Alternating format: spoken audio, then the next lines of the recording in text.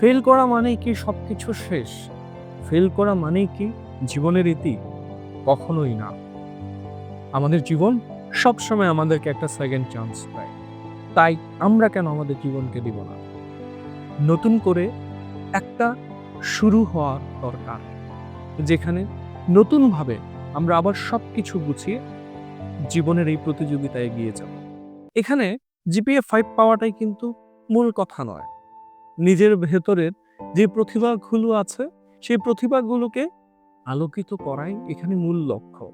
সবাই জীবনে doctor, engineer হবে না। কিন্তু যার অধ্যবসায় রয়েছে, যে পরিশ্রম করে, সে সাফল্যবান হবেই। এটা নিশ্চিত। আমাদের জীবনে হার-জিত থাকবেই। কিন্তু মনে রাখতে হবে, হারতে, হারতে জীবন যুদ্ধে হেরে যাওয়া যাবে না। তাহলেই জীবন শেষ। বাধা বিপত্তি আসবে, ফেইলিউরিটি আসবে এবং সেই ফেইলিউরিটি থেকে শিক্ষা নিয়ে নতুনভাবে ঘুরে দাঁড়াতে হবে।